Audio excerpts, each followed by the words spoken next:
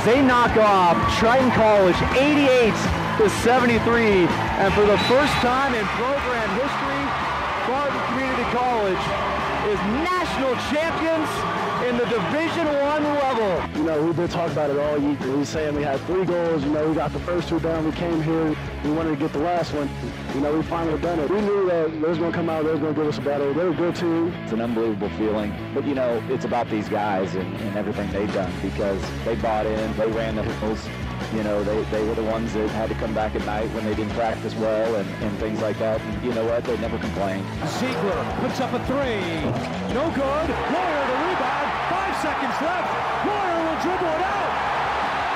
And the next stop on the Purdue Redemption Tour is the Final Four. It's a great Final Four, right? I mean, you look at Alabama, their ability to shoot the ball from the outside, the Cinderella-esque story we've seen from North Carolina State. But the reality of this thing, I have a very good hunch that we're going to see UConn taking on Purdue. Clingan versus Edey. The 1-0 pitch.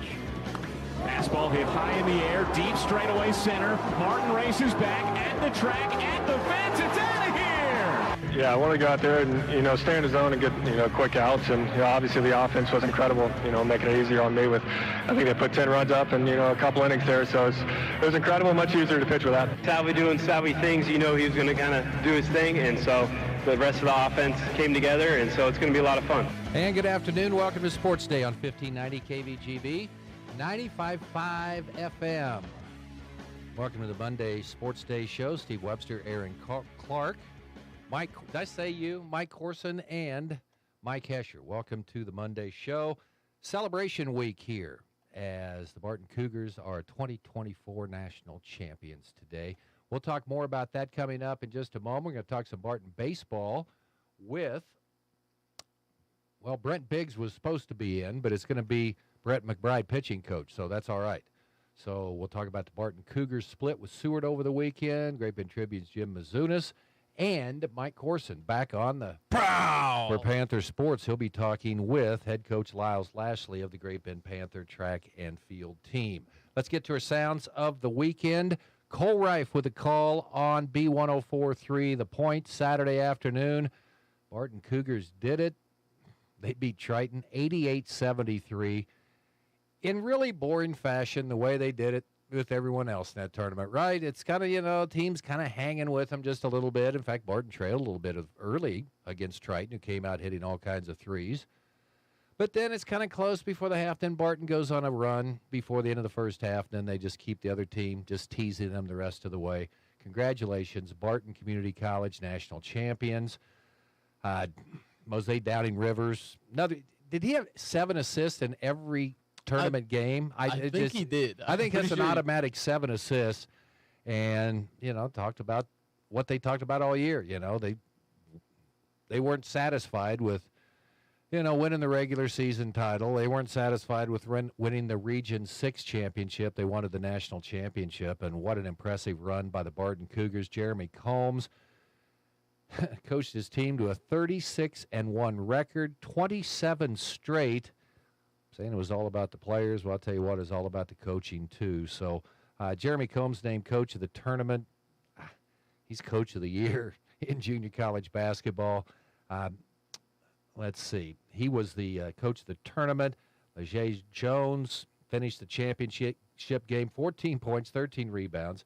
Ring Malith and Miles Thompson. I thought Miles might have a chance of getting that MVP. Didn't matter. They made the all-tournament team. Great Bend is home to a national champion junior college basketball team. What a story all year. Was an incredible game from him, kind of like you said, just what they had been doing to teams kind of all year and just carried that into the national tournament where the first half they're kind of keeping it a little closer with them, a little bit more back and forth, especially against Triton. They had the guard Aguilard who was just hitting all sorts of crazy shots. Hit one running into the left corner, fading away from it, and just drained it from the left bucket. But you can't keep that up the whole game, man. If those are the shots you're relying on. Those are the kind of shots that you want to force them into because those do start to not fall, and that's when Barton just gets you. It's also nice that you have a guy like Leger Jones who got into some foul trouble in that first half. He couldn't necessarily be played as much, but there's just so much depth there that you have a guy like Miles Thompson able to step up. Ring Malith at one point went on a personal 10-0 run against them. And when those players are hitting like that, and Martin had a player that didn't even play in the game before, and he came in and dominated at the end of the first half. Big three-pointer for him.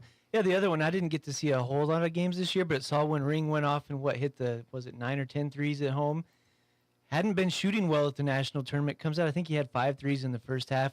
Went back cold in the second half, but by then that first half. Someone else picks it up, right, Mikey? And what a position to be in where you can have the conversation, we don't know who the MVP is. It could be one of 3 or 4 guys. Yes. Who can say that?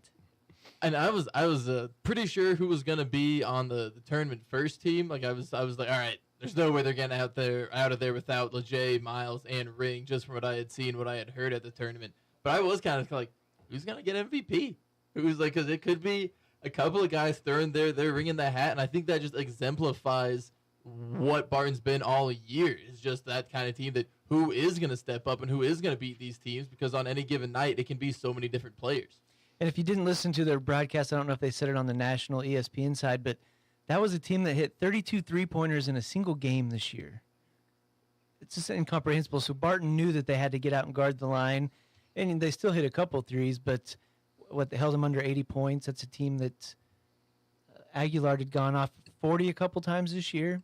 So a very potent offensive team that was held under 80 points. There's also some nice nice series of events from Cooper Jackson. He got himself a steal and then into a corner 3 right away, and 2-time defensive player of the year in the Jayhawk Conference. You don't see it very often at that JUCO level, especially with as much talent as there is in the Jayhawk, but showing those defensive muscles there for Cooper. So we'll have another. Let's see, we've got bowling pins, we've got a state championship basketball shirt, and then Friday we're going to have a Barton national champion. Well, studio will be full of Cougars here on Friday. So I'm wondering, so every time Coach Combs is in, I hold the door open for him. You think I get a ring? Well, I think that probably because it was a team effort this year. I mean, Cole Reif, he's great, but he doesn't carry the mail the whole time. I mean, Hesh went 2-0. He didn't lose at the Hutch Sports Arena this year. How many games did you do, Aaron? Yeah, I don't remember how many I did exactly. I was just glad to get to be part of any of them. But you didn't lose either, right?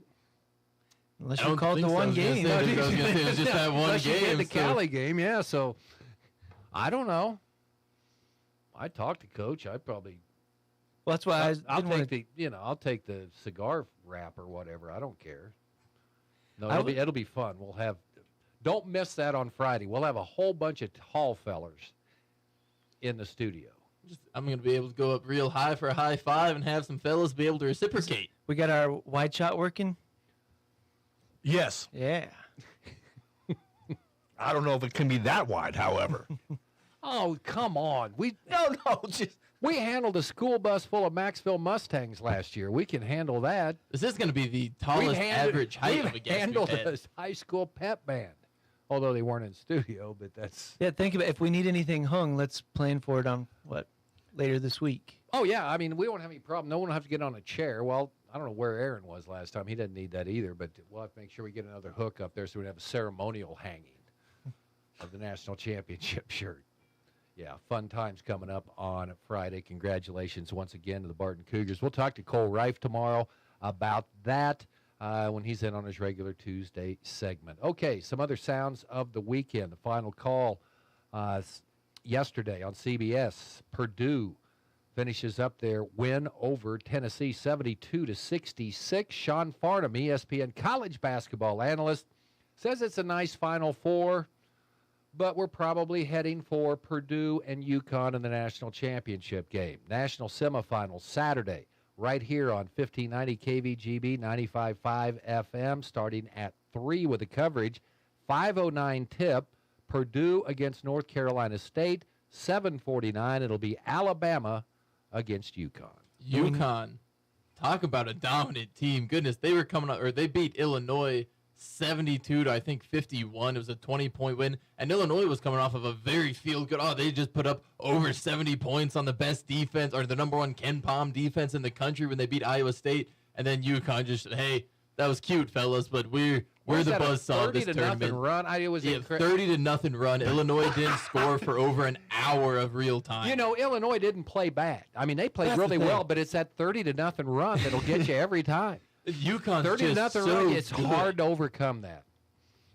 It's just how, you know, when you can't score for close to an hour of real time, in the tournament, the Elite Eight, that's just so impressive. UConn's a buzzsaw. You know, and thank God the Golden Child didn't get one more thing put in his nest.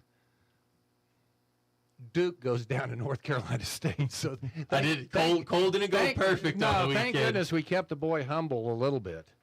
Okay, baseball over the weekend. This was discouraging. The call on KVGB, Bobby Witt hits a solo home run. That gave the Royals a 10-0 lead in the bottom of the third inning. My guy, Bailey Ober, was far gone after that. Yeah, Bailey, he bounced back. He went an inning and a third, I think, earned run average of 54.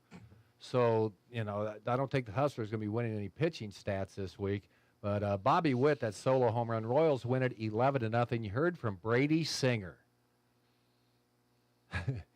Struck out 10 through 7, allowed only 3 hits and a single walk. And Mike Corson, I will turn your mic off if you said this was what everyone expected.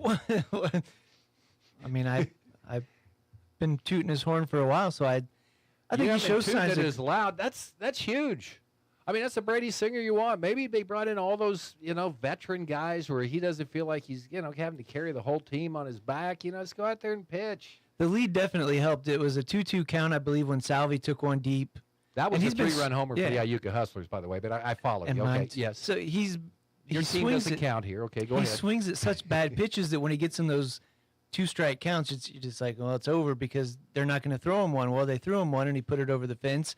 Bobby Witt had a home run, a triple, and a single in the first 3 innings. So we were waiting to get that double to break the cycle streak in Kansas City, but didn't happen. Double shy of the cycle. Also, Kyle Isbell, Michael Garcia, which hit back-to-back home runs. I told you Garcia was good. He didn't hit 25 home runs last year, Hesh. He hit 4, as you And he brought that batted out. 272. But he didn't play that many games. He was on pace to hit 25 home runs, Hesh. The thing about Brady Singer I'll bring up, he just used his 2 pitches that he's very good with. He did not have to utilize the 2 that he's been working on. So when those first 2 pitches are not working, how does he do? That is the question. It's great they didn't get swept. Well, I'm not going to argue that. Well, I mean, it People was have huge. to understand, I do root for the Royals. I just try to keep it realistic. Ha! I feel attacked. And you should be. But for Singer, so he's throwing with no pressure with a big lead early, but the left side of that infield with Bobby Witt and Miguel Garcia is as good as any in the league. So it's like, why do you need to risk it? Put the ball in play. Got good outfield.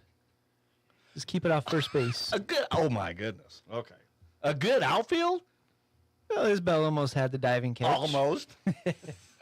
You want to talk about Hunter Renfroe? Oh, my goodness. Okay, yeah. Yeah. Renfroe's with his 7th team in 7 years, and he was like a top prospect for the Padres. That ought to tell you something right there. 7 Well, teams no, in it's- 7 years? Yeah, but 7 teams have wanted his services. Well, how much is what has his contract been doing during that time? If it's only been going down and he's just been having to accept less and less and less. Well, who's the guy who's been on 3 straight World Series teams? You would call him, oh, he's a journeyman. Well, he's a 3-time world champion. You need to But give I Hunter will say, a I don't chance. like Renfroe or Frazier. I kind of dead spots in the lineup thus far, but only 3 games in. How can Bailey Ober go out and the Royals can't hit anything if they're throwing the ball up and doing fungos, and then Bailey Ober. You drafted Take him him. behind the bar. No, I kept him. I didn't even drop him. I brought him back. But if you look at the Royals' first 3 starting 3, and I know we probably won't see that the rest of the year, but Seth Lugo, man, he may be Unbelievable picked up starts. after the show's over with. I mean, I got to wear 2 hats here. I got to do something about that. And I will argue with the Royals' left side of defense being one of the better in baseball. Which There's a one's lot better? to- Which one's better? yeah, Mike. You tell me the Dodgers aren't better? What, Mookie at short? Bobby's solid. Solid, not extraordinary at this point. I don't know, man. It depends on where we draw the lineup. The One of Royals best. are on a 1-game winning streak. I was boys. going to say, boy, here we got them. They're going 170 or 162 and 3 now or whatever it is. It's better than going 0-3. I'm not arguing that. I mean, your Dr. Doom meter. I'm on a roll today, by golly. You'd have been over in the red. It was nice to see you got, what, 1 run in 2 games? They can hit home runs. Melendez looks fantastically athletic this year. So and they're playing in Kaufman. It's not warm yet. I told Aaron yesterday, I'm going to call them a warm weather team. Those first 2 games were chilly. You wait for it. Good pitching beats offense every time. Okay, Baltimore tonight. Early start, 5 o'clock. So the 5 o'clock news hour, just by the way, becomes the 4 o'clock news hour tomorrow. Oh, I thought I was getting a tweeter from someone. No, I got this. Fantasy baseball analyst Fred Zinke breaks down pitching strategy for the first full week of the 2024 MLB season. I wonder if it's, they know what to send. It's AI for what you need for your fantasy baseball team. Obviously, I just got that in because... Well, then you say, what do you do for a living, whatever, Steve? Well, I'm a sports reporter. Oh, who you cover? Well, I write about fantasy baseball. Yeah, you got a fantasy writer. What a great way to go. It's a big market. A lot of people playing. If I could spell and put, things in the right spot, I'd We just got to get you an editor. AI. Maybe. Yeah, but I heard editor. AI does it. The notorious things is if you're going to use AI, say, to cheat on a term paper or something like that, the spelling is notoriously bad. It makes the same mistakes that other people generally make. It's based off of what somebody else wrote. So if they misspelled something or misstated something, it just gets duplicated. Then after about the 3rd time, it becomes fact. So whatever you put in is what's going to come out. Is that what you? So if you could do an AI story about how a guy was having problems with his feet, it would push out a story that said Johnson's having problems with his feet. His feet. We did a local story, had an AI generate it, and it used some of the articles that had been punched around, but back when the details were scarce. So that's how you knew it wasn't up to date, because it used one of the stories with bad details. So it was close, but you could tell that I wouldn't want it doing it for me. Cause do we have a name for our AI writer? Like Ben Jones? Be more creative. We'll come up with something. Captain Tuttle. Captain Tuttle on his police reports. No, that's from MASH. Come on. Who's Captain? He was the fictitious person that Hawkeye came up with. Never mind. We just got to come up with one of the okay, we're Stephen dragging King here. Yeah, pseudonyms. we're dragging here. Okay, we've got a lot of more sports headlines. We'll come to you at the end of the show today. But again, let's see. Lashley's on today. We're going to talk with Brett McBride coming up next. Barton Baseball. Oh, and Jim Mazunas is in. Sports Day rolls on after this. Get the power you need for your farm equipment. The power of peace of mind that dependable Cenex lubricants deliver. With decades of proven off-road performance, backed by the industry-leading Cenex Total Protection Plan warranty. Cenex heavy-duty diesel engine oils, hydraulic fluids, gear lubricants, and greases are formulated to provide superior protection for load-bearing equipment. The power you need to keep your business running like a well-oiled machine. Contact American Plains Co-op Fuel Department in Great Bend, your certified Cenex distributor today. Introducing Ag Mechanics at Barton Community College in partnership with Case New Holland Top Tech. Hands-on training in areas like electrical, hydraulics, and diesel engines, with technicians gaining the knowledge and skills needed to start a career with CNH Level 1 training. Join this high-demand field at a CNH dealership in only 9 months. Now enrolling for the fall semester. Learn more at toptech.bartoncccc.edu. Community bankers should actually know your community. Hi, I'm Zach Strite, commercial lender for Equity Bank. As someone who lives here, I know many of you, and I know what's important to you. I've been in the industry a long time, and I've helped many navigate through financial challenges and lead them to financial opportunities. I believe that people bank with people. I'd like to invite you to stop by one of our region's 5 locations and meet our friendly, helpful staff. Let us show you our commitment to serving you and our communities. At Equity Bank, we're right here beside you. Member FDIC. Sports Sports Day is presented by Barton Community College and the Cougar Athletic Department. Sports Day on 1590 KVGB and 95.5 FM. Back on Sports Day, also brought to you in part by Venture Corporation, reminding you to help a neighbor, shop local when you can, and by Next Tech Wireless. Experience wireless built by Kansans for Kansas. Barton baseball coach, pitching coach, Brett McBride in here today on the program. Cougars had their 13-game winning streak snapped on Saturday. Cougars drop a couple one-run games, 5-4 to the Saints. It was a weird series, Brett McBride. You go down there and 7 home runs, 32 hits. When you played down in Liberal and you came up with a couple of big wins, 14-4, 18-5. Kind of a weird turnaround series for sure. Yeah, definitely that. You know, probably played the best baseball we have all year, probably down there on Thursday, and then come home, and you kind of like that matchup, wind blowing in, our field. Usually our team's kind of built for that, and it just couldn't get the hit when we needed it. Just a real frustrating day all the way around. Had opportunities there, guys in scoring position all over the place in both of those games, and just kind of couldn't cash in. Talk a lot about, you know, 2-out focus on both sides of the ball, and I think that's really, you know, it's a tough thing to do for young baseball players to focus till that inning is actually over, or realize that the inning isn't over with 2 outs, and we just kind of lost a lot of those 2-out battles there. They got a bunch of big 2-out hits.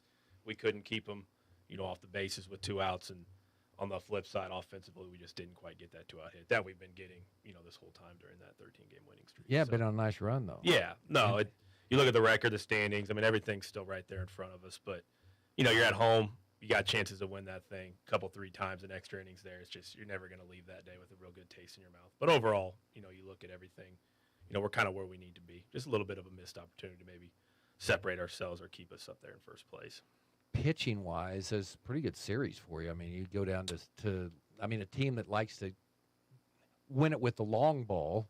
Yeah, I was very impressed with our toughness down there for sure. That was a 20-day, 20-mile-an-hour wind day down there. And, you know, from being out here, sometimes that it can almost blow too much to where it knocks the ball down. And that was that perfect day where it was sustained and it wasn't gusts. And it was definitely a tough day to pitch. And I thought our guys were real tough. And then, not a lot of complaints on Saturday as well. I thought we kept our team in the game, but just, a couple things here or there, a couple pitches here or there. Again, just that 2-out focus stuff that kind of got laxed on us. That the only real disappointing takeaway from there. But pitching-wise, I thought all weekend we competed all right. Pitching on a windy day, what are some things that you really got to hone in on if you're on the mound? Well, I don't know. It's never easy, and there's not a great answer for that. Too much, I guess. But I think the conclusion I've come to for doing this out here for pretty much my whole coaching career is you can't ignore it. I think some coaches just want to act like it's not there. Well, it's from pitching in this league too. Myself as a player, like it's there. You just got to head on. You got to be tough and go out there and throw your best stuff as long as you can, and know that you got a bullpen behind you. If it's not your day, we'll save you. We'll get somebody else in there and they'll compete for you. But there's no good answer for that. Okay, well, I'm trying to get down to the magic no, answer. It's just, because you just got to deal with it, and then it's there, and you just got to. I'll tell you this: pitching scared and walking people that only compounds the issue. Because you would think maybe live on the edges of the strike zone there because of the wind blowing out, but I just think that compounds the problem. So, in your pitching day, you fastball guy, breaking ball guy. Are there some winds that that curveball, man, is going to be really devastating more than what you usually, experience with it. Or some maybe it just may flatten out and not do anything. Myself as a player, I was a lot of changeups. Wasn't very velocity oriented. But so some of those wind blowing out days, if you could just again deal with it and realize it's there. It can really help the ball move quite a bit, especially the changeup, fastball. Sometimes with breaking balls, depending on kind of what style of breaking ball it is, it can hold it up. But fastball changeup, that plays almost any day, wind blowing out or blowing in. How much kids that come into your program, Brad, that maybe haven't thrown a changeup, off speed, maybe, you think a changeup's just some moon ball, but how many different variations of speed can you take off a pitch? Because, man, that is, like you said, it's a devastating weapon to have. Yeah, it's always a balance, and some of it's teachable and some of it isn't. Because you want, obviously, the point of the changeup is less velocity, slower, more movement. But you can only slow your arm down so much before the hitter's going to. So it is kind of, some of it is a feel thing, and some guys have it and some guys don't. But really, we've kind of seen the changeup evolve. This is my opinion, over the last 3 or 4 years with these swings that like to lift the baseball. Whereas the changeup when I played was kind of a ground ball pitch. It was just an action pitch, and we're seeing a lot more swings and misses on the changeup now because changeup traditionally, sinks under the barrel. A lot of these barrels, people wanting to lift balls, hit these home runs. Is that where it's we're really become an effective swing and miss pitch where it wasn't maybe 10, 15 years ago? So we're seeing the elevated launch angle throughout baseball now? I think so. I mean, it's not as maybe as trendy as it was 5 or 6 years ago in the Twitter world, but, lifting the baseball to kind of get you noticed when the ball goes over the fence. But well, I know, but or a high fly ball to left field. Yeah, well, we talk about that wind thing, though. There's a lot of room for it out here. So, yeah, but I think we talk to our guys, offensively about just being adaptable. We can't all hit the same way. Different days take different things. And, we've seen a lot of teams come into our park being a little bigger than others and just, if they can't hit the home run, they can't win. So it's not our style of baseball, but I think there's a lot of people that, like to see the ball go over the fence. The circle change, right? Yeah. I mean, it is, if you go out and screw around with it a little bit, because you can take a lot off of it with the same arm speed. Yeah, and that's really the key. But it's hard to get. It's just a lot of repetition, and it's as a coach who had I like to say a decent changeup. It's probably why I got to pitch college baseball, but it's very individualized, the teaching of that. I could show them different grips and things that worked for me, but it really just takes that player experimenting and doing the reps and finding the one that works for them. Because even off a circle change grip, there's 6, 7, 8, 10 infinite different ways of placing the baseball and doing it that way. How'd you do it? I mean, was it just regular grip or what? It was just kind of a circle, and then I felt if I slid my thumb kind of down on the seam, I could get a little more control with it. So I started with a circle, but that thumb would kind of creep down to the seam to kind of get more inside and control the pitch a little more. Yeah, tuck that thumb a little bit. Well, I see that broken thumb. Yeah. Yeah, because that's, us old KCAC boys, we go up and go, get our big road trip, go play Emporia State, and their starting pitcher, he throws hard. Yeah. He throws a changeup, man. We screw ourselves in the ground. I mean, and there'd be different speeds, It's not just take fast, slow. Then there's a little bit off, but even be able to manipulate, like what you're saying, even be able to manipulate the pitch within the pitch is a huge deal. But those things take times, and that's a lot of player driven, just rep stuff and through their catch and grips and different things like that. Okay, we're into the conference season for sure right now as you kind of get in that routine a little bit, as you'll be back in action Thursday. You'll start the series at home against Dodge City and then finish it up out at Dodge this weekend. Conference standings really interesting, as they always are. 13-3 Hutch, Cloud 12-4. There you are at 11-4, and Dodge City came up with a split with Cloud over the weekend, so they're playing decent baseball right now. Yeah. Thoughts on taking on the Conquistadors? What do you know about that ball club, Brad? Coach Doe took over, I don't know, 4 years ago now. Don't quote me on that, but he's a good guy. We've really kind of gotten along with him. He moved up from Texas a few years back, and he's done a really good job with the program. And it's a staff that we're close with. It'll be good and competitive, and they work really hard. And like I said, they've built their roster up, and it's been a little bit of probably a slower climb than they want, but they kind of have been in that top 5-4 mix the last few years, and I think they're ready to make a breakthrough. And I guess it's our job to not let them do that yet. Hold them off one more year, but they're doing a lot of good things down there with that program. Okay, here we go. April 1st. Where are you at with your pitching staff, guy? You kind of getting settled in on roles for different people? The starters have held pretty solid. We've been getting really quality starts. Health has been good to us, which is always good. Knock on, whatever. Yeah. Is here. But it's a younger group. Everybody's young in junior college. But last year with the 50-win team, we pitched a lot of experienced guys, and some of the guys, the returning guys, didn't get in there as much as they may have in years past because we had such a solid staff there. So just a lot of inexperience.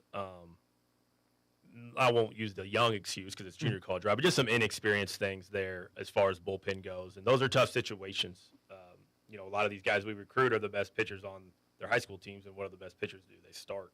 So putting guys in those relief situations, have the talent, have the depth. It's just a matter of getting them in roles that they can really flourish in. That's been it's taken a little longer this year than it has in years past. What's the biggest adjustment if you're used to starting, Brett, and then you're going to be a kid that's coming out of that bullpen? I honestly think that it's simple, but a lot of these kids are so dominant in high school, especially some of the smaller guys we get from out here, smaller town guys, and it's as simple as you really don't have to pitch. If you're really good in high school, you don't have to pitch out of the stretch that often, and it's just as simple as that, going in the stretch and those pressure situations. And whereas in high school, guys don't steal, guys will steal bases now, and it's the speed of the game. I know that's very cliche for coaches, and you've had a lot of coaches in here that they use that all the time, but it really is what the answer is. You just have to get the reps, you have to get out there, you have to be in those tough situations, just slow everything down a little bit, because a lot of these good guys in high school, like I said, they may be pitching out of the stretch for 2 hitters a game because there's nobody on base.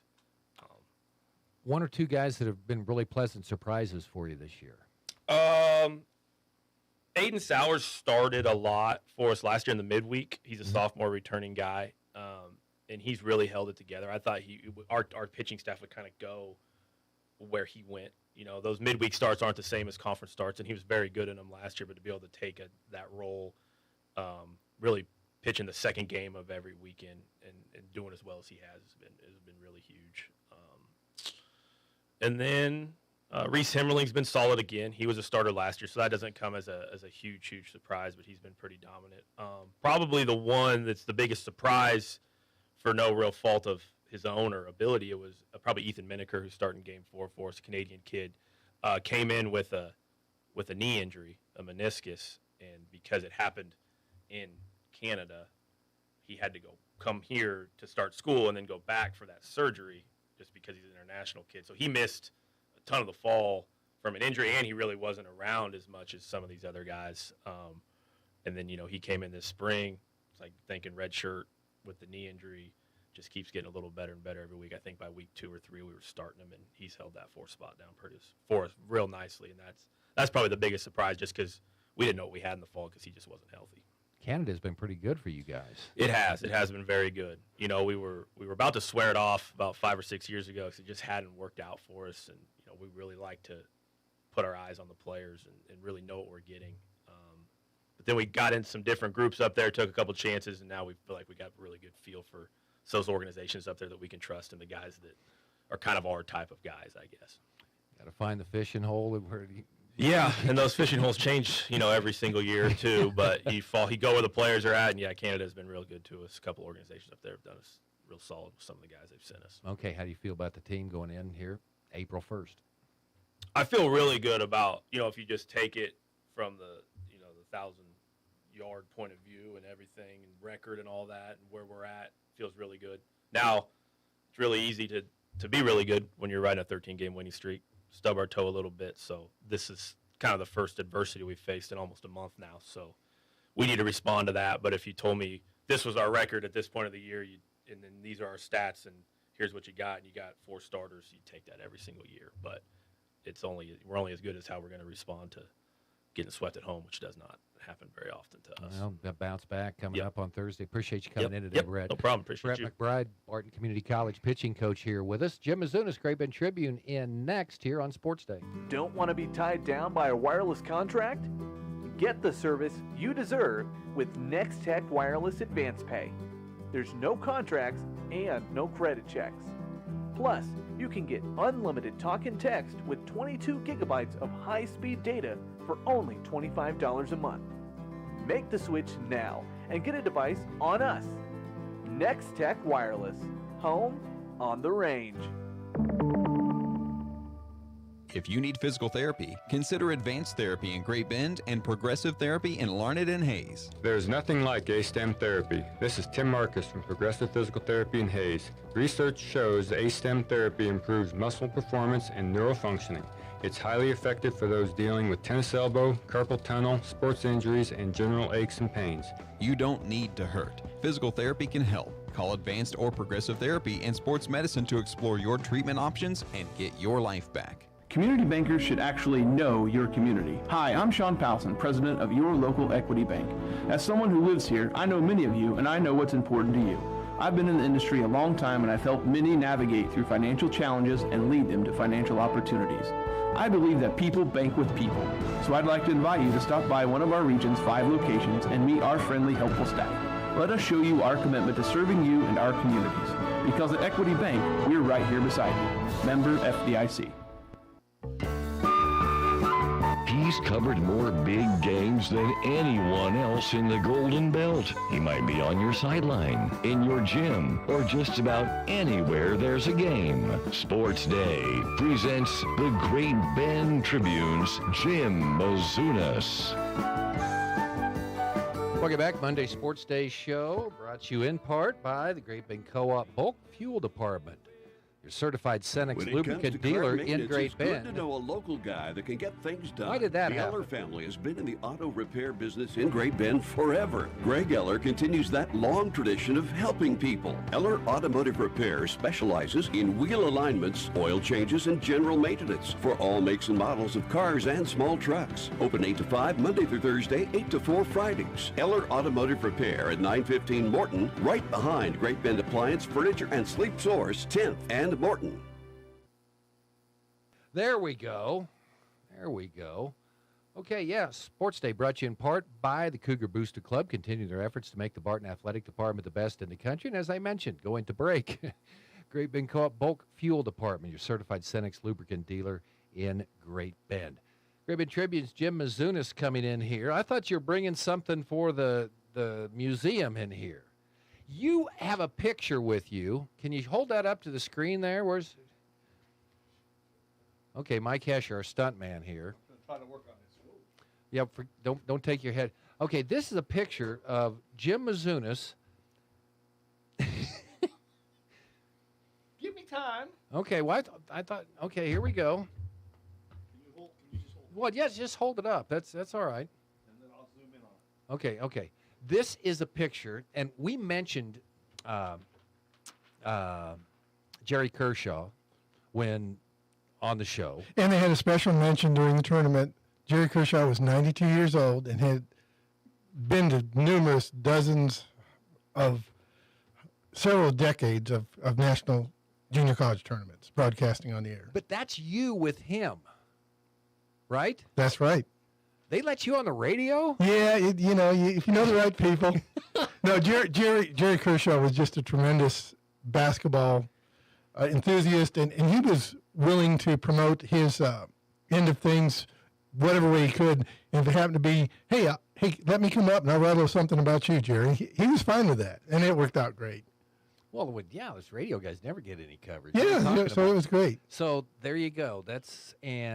25 years ago was the last time Barton Cougars were in the championship game. Who wrote that story for the Hutch News? Well, it just so happened to be Jim Mazunas wrote that story for the championship game 25 years ago. Where was Todd Moore? Todd was up in the yellow section. Maybe it was a red section, but he was up there because I said, hey, Todd, where were you 25 years ago? He said, well, I was just up there on the other side there. So Todd Moore was there witnessing history for the Cougars 25 years ago, and then seeing a different kind of history Saturday afternoon. It's amazing what comes with winning a national championship, isn't it? I mean, I guess the growl is, well, it's amazing. And we're already seeing it, just I guess a spinoff on what this means to the school, the basketball program, but winning a national championship, first ever for the Barton basketball program that's steeped in tradition, but they finally get their first one. Yeah, when Coach Combs was hired, both the athletic director and coach had worked at Pratt, and what a great hire that turned out to be. Trevor Ross knew what he was getting, and a couple years later, they've got a national championship. The great thing about LeJay Jones was, guess who was inducted into the Hall of Fame just this year? Yeah. His father, Jackie Jones. Again, when you saw Jackie play, and I did, of course, then you see LeJay say, holy moly, where does he get those hops from? Well, Jackie could sort of get him up and put him down pretty well for himself. So, and what a fitting honor for his son to be the most valuable player of the junior college tournament. Does it say something? We're talking about Mike Corson brought it up. That just says something he could have won it, but Barton might have had two other guys that would have been worthy of consideration for an MVP of the tournament. Yeah, I think Jones was the appropriate choice. Playing both ends of the court, getting double-digit rebounds every game, and getting a tough defensive assignment every game, too. Miles Thompson was sort of the glue that kept everything together, and he's tossing up these left-handed hooks and the little bump shots and hit the rim, and I guarantee you, no one would ever beat Thompson in a game of horse. You got to hit the front of the rim, back of the board, in. I mean, you got to hit the left side of the rim, back side of the rim, and go in. Nobody had ever beat Miles in that game of horse. And you can't stop it. I mean, because he keeps the ball away. Yeah, he guards the ball very well, and yeah, tremendous effort. But yeah, I think they got it right. LeJay was MVP, and Miles was darn close, but he would have been the second choice had LeJay not come back and had a really solid second half. The championship game again is just like the other four. They're in control. That Triton can come back. Heck, they even got it back within 5, I think. Yeah, and then they scored the last 10 points. Yeah, and then and what's great about it is Coach Combs and his the Downing boys, just perfectly calm on the sideline. I mean, Combs will stomp his foot occasionally when there's a turnover, but that's about it. And when he's talking to the referees, calm as heck. He's carrying on a conversation. He's not angry with them. He just wants to direct them that say, okay, maybe you need to pay attention to this or that. And then the Downing coaches are giving him input throughout the game, and he's listening to everybody. Everybody's calm. I mean, it was just so amazing to see such a calm team in pressurized situation. At a junior college national tournament where that's not always the case. No, you get some young. A lot of times they're younger coaches. They get fired up. Yeah, and the testament to that was in virtually every game, the other team got upset. They started something. They'd get a technical or 2 or 3, and Barton would get tied into that a little bit, but then they'd regain their poise and be fine. So every time the other team got upset, got technicals, and so you're winning that mental game when you're calm and keeping your poise. Tremendous effort. Okay, Barton National Champions, 2024. It's always when Fort Hays won theirs in '96. No one really thought that Gary Garner was going to leave, and then boom, he was gone. I'll ask Jeremy about that coming up, but you just never know because, I mean, you win a national championship, it's a life-changing thing, and you get opportunities that maybe you didn't expect to get. I think he's pretty comfortable in his skin. I hope he stays around here, but, if you coach in a junior college this long, there's a reason for that because you can handle the grind, and obviously Jeremy Combs is comfortable with that. Yeah. I mean, if you view every sport, particularly at the basketball level, the junior college level is no question, without a doubt, the hardest level because you're constantly, every year, you've got your freshmen are back, your sophomores are leaving, and this happens every year. So it's a constant grind. And the coaches who can do that, bless their hearts. I mean, they're making those opportunities for those players, like every player on that starting lineup and the 2 freshmen off the bench, they're going to have opportunities in basketball because of being part of the Barton Cougar program. Jay Herkelman's obviously content where he's at in his life, and it's worked out good for Coffeyville. Hopefully we get that working here at Barton. Yeah, Steve McLean went on to University of Illinois Chicago as a head coach and didn't succeed, but now he's at University of Texas assistant, so he's done well. And so and of course the Seward County coach Jim Littell went on to Oklahoma State. So they've gone to bigger and better things. So certainly that opportunity will be there for Coach Combs. Okay. Anything on the high school side you wanted to mention from the weekend? Well, just that really before Easter, the teams really don't get rolling. So this week, everything's pretty much in full gear. Softball's at home for a doubleheader. Baseball plays Cape and Mount Carmel for a doubleheader tomorrow. Soccer plays today. And the big track meet is Friday. And the big swimming home meet is Thursday. So it's going to be wall to wall, so hopefully the weather cooperates. It was sort of maybe 54 degrees and a little bit of drizzle, but I think they're going to be good to go so far. So a doubleheader starts at 3 for softball, and then tomorrow it'll be 4 o'clock for baseball. I guess we'll get used to this because it's going to, who won't offer Ian Premer? Maybe there's one that we'll get, but it's just stunning the football offers that are rolling in for him. K-State over the weekend. Yeah, Kansas, K-State, Illinois, they're just rolling in. And when you watch Ian, and it's just like he played last year in football, but you didn't really necessarily notice him. And this year it's like, oh yeah, who's that 6'6" guy who can run like a 4.5 40? Oh yeah, that's the basketball guy. wait a minute, he's the baseball guy.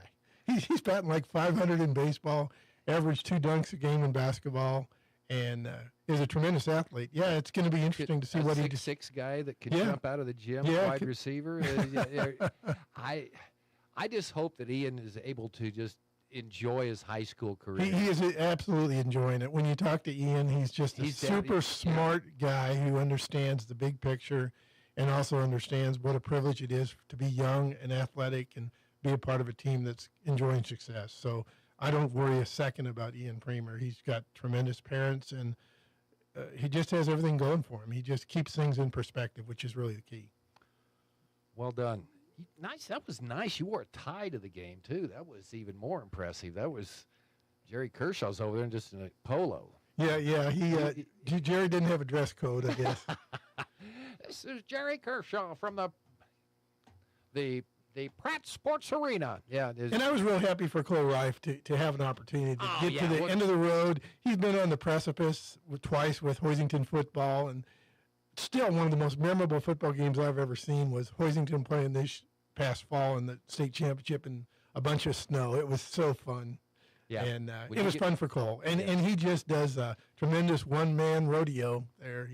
Cole does a great job. He sure does. Yeah, we'll talk to Cole tomorrow. Jim, thanks for coming in Hey, on the you're show welcome. today. Our show brought to you in part by the Marmy Auto Group on 10th Street in Great Bend and by Equity Bank.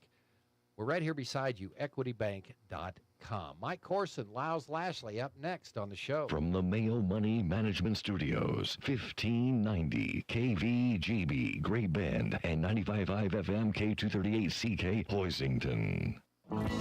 Central and Western Kansas residents, are you looking for a new vehicle? Marmy Auto Group can make it happen. Marmy Auto Group includes Ford, Chrysler, Dodge, Jeep and Ram, Chevrolet, and GMC. Marmy Auto Group, your Central and Western Kansas dealer, has new and pre-owned vehicles, or we can special order your vehicle today. If your existing vehicle needs serviced, Marmy's award-winning service department can help. Come to Marmy Auto Group on 10th or marmys.net. Marmys, make it happen. Barton Community College enrollment days are back. Registration is now available for all sessions through July 24th. Make the enrollment process fun, fast, and simple. Reserve your spot to get everything set up for the fall semester in just one day. Visit with an academic and financial advisor, enroll in classes, take a tour of campus, and more. Visit enroll.bartonccc.edu to sign up.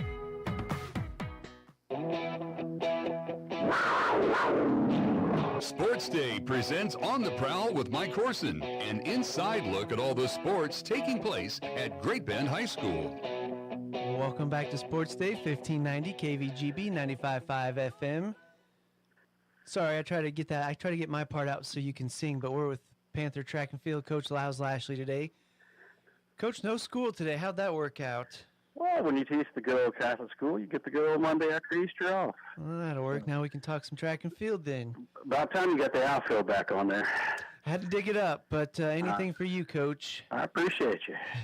Let's talk about you guys finally opened the season, Junction City last Thursday. Just kind of some overall thoughts right off the bat. It just it was nice to compete. We had some good things. We had some, some so-so things, and we had some bad things. Kind of your typical first meet. I think some people realized that they weren't as good a shape as they were, and some people realized they were in better shape than they thought they were. So, it's a good start, but, something to build off of, and we'll go after this. And fourth place finish, we're not used to saying that for the Lady Panther team, but pretty tough competition. Salina Central's kind of ramped up, but you were also without two of your point getters in their individual events. Just thoughts on a fourth place finish and what the potential for the Lady Panthers are? This early in the year, I don't really care. Particularly care about what place we get, that kind of stuff. If we win, it's nice. If we don't, it's not the worst thing in the world. With there, just kind of like I said, you got to see where you're at, and it was nice to see some people doing some different events, doing some different things from the previous year. So it was without Mackenzie and Addie. It's nice to see some of the girls step up in the 4x4 and the 4x8. So it was definitely an eye-opener for some of them. Some of them, like I said, it was a good first start. 4x4, we're pretty used to them. They won the state title a couple years ago, but the new name in there this year is Reese Bullard. And she also had a pretty good individual run. What kind of addition is she to the squad this year? She's definitely, she ran the 4x8 for the first time, and she actually went out in negative split, which most veterans can't do, but she did it, and we were a little bit behind after the first leg, and she gave us a nice big lead. And then the 4x4, she ran well. Last year, I think at that meet, she ran 74 seconds for the open 400. She ran 62 yesterday, or last Thursday. So definitely a big improvement. She put a lot of work in this winter, and it definitely paid off for her. The other individual gold winner, Macy Noctegal in the javelin, a kid we're used to talking about in that event, but 122.9 in the first meet out, pretty promising for her. Yeah, definitely a great start for Macy. It's always nice to see her doing well. Great girl, just works hard and just does whatever, Coach Duval asks of her, and she does really well. Excited to see her start out like that, season like that, and right now leading the state in 5A, so hopefully she keeps progressing in the right way. And some other silver medal winners, Sadie Spray, always in the high jump. Eliana Beckham was one of your relay kids and got second in the 800. Obviously ran into that Salina Central freshman.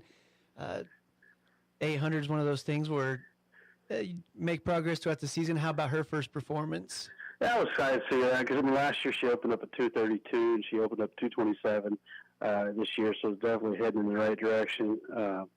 She ran, two really good legs on both relays. Our 4x8 I thought was exceptional because, like I said, we had Reese on there and we had Morgan, who has not much experience, but we had Addie and who only ran at the I think just the state meet and one other time last year. So you're looking at Eliana was really the only one that had much experience. If you go back last year, I think we opened up at 10:50 something, and we didn't win last year. We got beat by Manhattan 4x8. So excited to see those girls run 10:18 out of the chute, and like I said, with some different people and some people that experience with her too. So when you throw Mackenzie on there later on, and we see Anna Smith on there too. It's a nice depth problem we have. Talking to Panther Track and Field Coach Lyles Lashley. Jump to the boys' side, really tough competition. Manhattan kind of doubled up the field, but we in the Sports Day studio wanted to see what Cooper Omont can do. Did not disappoint. 43.3 in the triple jump. Going to put him up among the 5A leaders. How about his opening day? Yeah, one of my old athletes from Barton, his son's a triple jumper, and in Texas, and his kid jumped 45.5 the other day. On athletic.net, it was actually the farthest jump as a freshman in the United States. So take that in mind, 43.3 is right there. And that kid down in Texas, his dad was a 54-foot triple jumper, but he also has been triple jumping for 4 or 5 years now. And you think the fact Cooper's been doing it for 2 weeks, it's pretty amazing that he popped out with 43.3 on his first deal. We'll open up in the long jump this week too, and then so we're excited to see that, how he does in that too. But 43.3 out of the chute's pretty dang good. Yeah, and senior Matthew Johnson's another name we're used to in the javelin. Matthew Mater's gone, but Matthew Johnson gets the silver. But man, the Manhattan kid's a pretty solid thrower. How about 159? What was it? Probably pretty windy. Wind is back there? Yeah. It was. I think it was 150 and then 9 inches on there, but it was still his PR with a nice tailwind. So tailwinds not usually help you a whole lot, especially the one we had. So I thought it was a pretty dang good opener for him. And you're always big in your distance events, so you had sophomore Ishmael Ramirez, third place in the 3200. Taven Stroops up there. See a lot of room for those guys to get better as the season progresses. Yeah, I definitely think so. I think they're definitely going to do some good things with their another kid we had, and a junior kid, Diego. He was in the 800. He opened up at 218, but if you look at that thing, oh man! But I think he's going to get light years better by the end of the year. So, there might be a chance to get a 4x8 out of that, and then with those other guys, and see if we can't get another state qualifier down the road in there. But those guys work hard, so we're excited to see what they do. All right, so we start looking about 10 days out. What's the weather going to be like for the Jack Bowman Invitational? Looking really good, maybe some wind, but temperatures mid to high 70s. Who's coming to Great Bend on Friday? We got the usual rotation of us and Andale Bishop Carroll, Hayes, the ones that seems we rotate with the pre-state meet being, sometimes it's this week, sometimes it's the week next week. So if it's this week, we all have our meet the following week, so the 5 schools rotate together. But this year, some of those schools didn't come back from last year because of the change. So, but now we have campuses back too. I think we have Garden City, Salina Central is coming now, so you'll have those big hitters there. And then I believe we have 1 or 2 other small schools coming also. So I think it's about 9 teams. It's nice though, with we're letting in 5 in an event. So not only you have the good quality, but there's a lot of depth up there, so more kids get a chance to compete this early in the year. So it's a great little meet, and we're excited to host it on our new facility. And what time do festivities get underway Friday? All the field events start at 3. The running prelim start at 4, and the finals will start 30 minutes after the last prelim, which would be somewhere time between 5:30 and 6, is my guess. Yeah, so Jack Bowman Invitational, first time on the new track, the new facility, so come out and support the Panthers. Coach, always good to see the results. Good to hear from you. We'll talk to you later. You too. Thanks, Mike. More Sports Day after this. Hey everyone, this is Cole Wright, voice of the Barton Cougars. Attending sporting events for Barton Community College is great, but did you know you can support the athletic teams even further by getting involved with the Cougar Booster Club? The Boosters help with fundraising for equipment and facility upgrades to give Barton athletes every opportunity to keep succeeding at the regional and national levels. Join the Cougar Booster Club as an individual or business. Call 620-792-9377. Become a booster today. Go Cougars. Venture Corporation is a homegrown company with almost 50 years of experience in asphalt, paving, and construction, and they need equipment operators, mechanics, and CDL drivers. Venture offers many benefits, including 401k and Blue Cross Blue Shield health insurance. Call Leslie for all the details. Work for a family-owned and family-oriented company that is here today and will be here in the future. Venture Corporation, South Highway 281, Great Bend, is an equal opportunity employer. Now, in its second decade, it's Sports Day on 1590 KVGB and 95.5 FM. Presented by Barton Community College and the Cougar Athletic Department. Hey, good show today. Appreciate Brett McBride coming in today. Jim Mizunas. How about that picture with him and Jerry Kershaw? And Lyles Lashley on the prowl. Okay, programming note here. The Royals will play Wednesday. So no Sports Day. We'll get going at 11:30. So tomorrow we'll talk to the voice of the Cougars, Cole Reif, Barton softball coach Carson DeBose. Mike Corson will go on the for Great Bend boys tennis coach Chris Manning. And then on Friday, we're going to have Randy Beck on the show. Gerard Walbrock and working on another thing right now that's not confirmed yet, but hopefully it will be cool talking about Barton basketball and some other things too. And then Jeremy Combs and the Cougars in studio on Friday at 12:45. We'll have the whole basketball team in here. Why are you laughing? We're battle tested. We just got to see if they'll do some sprints up and down the hall. Let us see him get that transition going. Cole Rice talked it up. Yeah, we had a whole band in here. We can do anything. Well, they were in the room across the hall. Cleared out.